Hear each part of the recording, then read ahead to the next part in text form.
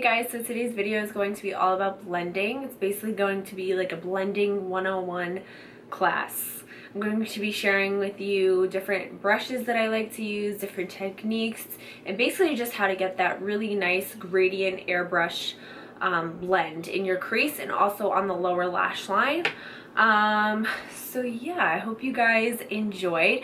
By the way, I know blending seems like one of those things that's pretty much common sense, but you know, there are some things you should know, and blending can make or break a makeup look, whether it be on a client or on yourself. If your eyeshadow or even your face makeup isn't blended, that can really make or break a look. So I'm really going to be showing you how to get that really nice blended look, and it does take a lot of time. You know, it's not something that you can do in 2 seconds. You know, you really do have to take time to blend. Like I said, whether it be on yourself or a client, blending is key to makeup. Like honestly, it is like the #1 thing in makeup is making sure everything is blended. So without further ado, let's get on to the video. And yeah, I hope you guys enjoy. Okay guys, so the first step to getting really nice, flawless blended eyeshadow is actually priming. And I know that has nothing to do with the actual blending process with a brush, but it will make the process that much easier. So I'm going to be using the Urban Decay Primer Potion in Eden. And what this is going to do is it's going to, one, make sure my eyeshadows get the most pigment, and it's also going to help them last a little bit longer.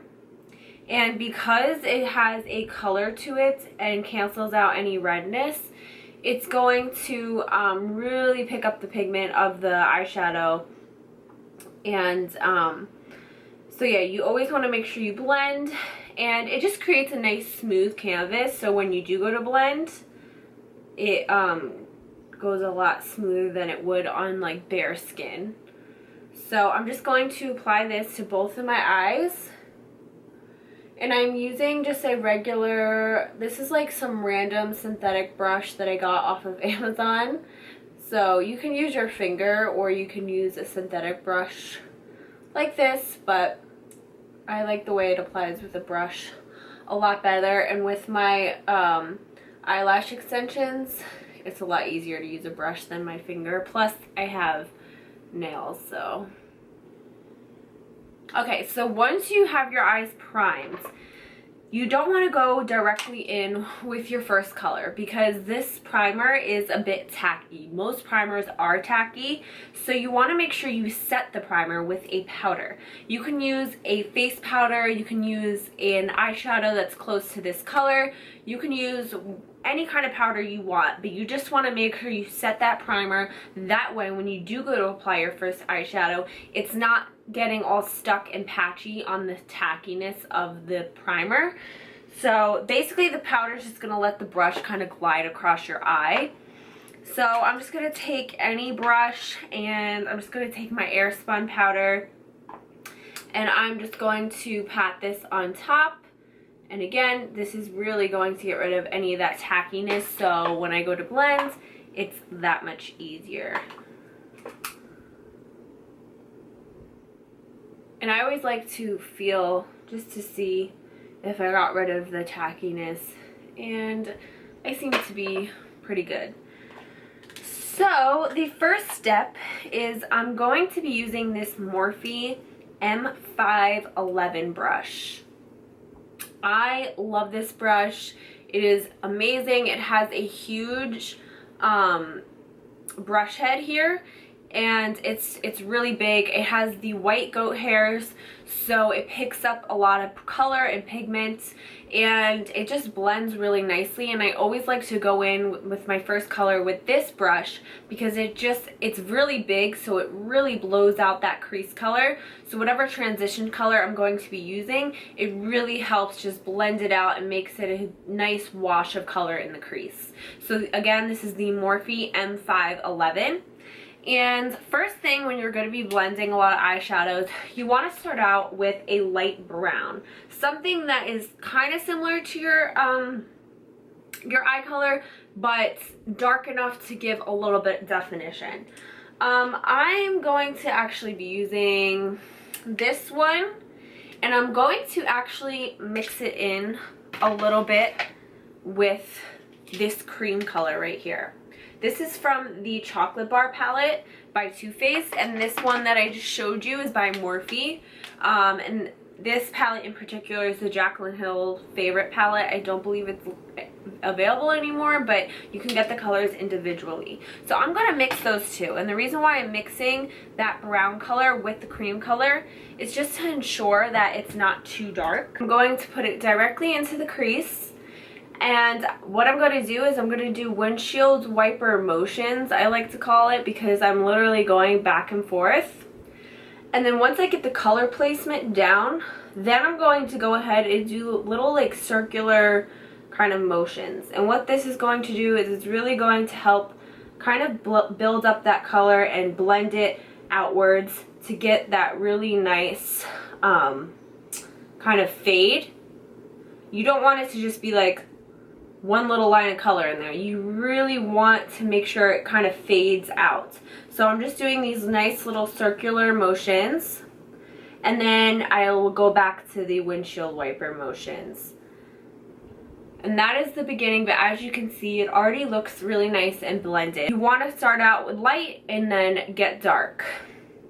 Okay, once I've got the first base color down, now I'm going to go in with a smaller brush. And I'm going to be going in with the Morphe M513. This is basically a smaller version of this brush. You can see this is the first one we use, and it has a much bigger head. And this one is just a little bit more concentrated and dense.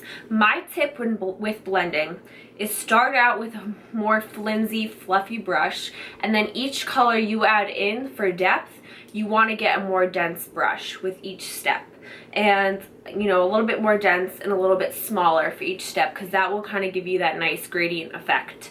And I'm going to go a little bit lower now. And by going a little bit lower, it's going to let that first color that we put down peek through. So I'm going to go a little bit lower into my crease, and again, I'm going to do little windshield wiper motions and the little circles, but I'm not going to go in all the way into my eye like I did with the first one. I'm going to keep this more on the outer corner. And then once I have the color down, I'm going to take a clean blending brush. And this brush is from Mikasa Beauty. It looks like this. It is just a dense, nice blending brush. I really like this brush for blending in between each step. Again, it's from Mikasa Beauty and is the E300.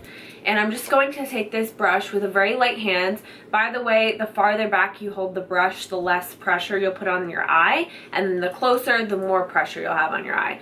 So I'm going to move my hand back onto this brush. And I'm just going to blend in between the two colors that I just applied. And this is just going to, again, make sure that everything kind of fades together. And you don't have to go too crazy with this step, but it's just going to ensure that everything is definitely blended. Okay, so the next brush I want to show you for adding even more depth into the crease is the Morphe M514. Sorry, I couldn't see it. It is it's again a smaller version of the second brush that I used. And it is not super dense, but it is tiny, so it really helps get into that crease. So now I'm going to take a little bit of a darker brown, and I'm going to be using this one from the Jaclyn Hill's favorite palette. It is basically, I just keep going darker with each shade. So now I'm going to take this shade, and I'm going to focus this on the outer V of my eye. And basically that's just like the lower crease / eyelid, outer corner of your eye. So I'm just going to apply that. And this one I'm using very light pressure with. And again, you want to go in those little back and forth little motions. And then I'm going to take my Mikasa Beauty brush again and blend what I just applied. Just make sure there's no harsh lines. Another great brush for blending is a brush like this. This is basically the MAC 217, although this one I think is from I think Coastal Scents, but it's literally the same thing as the MAC 217. And I love using this for, I love using this for adding depth into the crease. So I'm just going to take like a darker brown, and I'm just going to go over the area I just applied the other brown color. And this brush kind of does all the blending for you. You just kind of have to move it around and it blends everything for you. I don't know what it is about this brush, but if you want to get that flawless blended eyeshadow look, I definitely recommend having this brush in your collection. Okay, so if you're finding that your eyeshadow isn't blending as much as you like, maybe the color is just being difficult and is looking a little patchy or whatever, one tip that I suggest to do is take your face powder that you use and take a big fluffy brush similar to the first one I used. This one is the by BH Cosmetics though, not Morphe. And I'm just going to dip it in the face powder, and then I'm just literally going to go over the whole crease area. This is just going to help blend everything out even more and kind of hide any patchiness that you may have or anything like that. It just gives it a nice, like, almost airbrushed look. Okay, another thing, if you found you went a little bit too heavy with the eyeshadow and the crease, again, you can just keep applying more of that face powder to kind of tone it down. Or you can take like a cream color like the one I used before and take just a tiny bit of that and go over the area that you feel like you applied too much. And that will definitely help tone down the color a little bit. Now, if you want to add more depth into your crease, I suggest using a blending brush that has a tapered tip like this. This is by Sigma. This is the small tapered blending, the E45. And I'm just going to take like a darker brown. This is like a nice chocolatey color by the same Morphe palette. And this is going to help kind of keep the color placement pretty precise because of the tapered end. But it's also going to help blend. And the reason why it helps blend is because when you initially put the color in, only the tip of the brush is touching your eye. But as you move it back and forth, the shorter bristles on the end kind of do the blending for you. When you stick it into the socket of your eye, the short bristles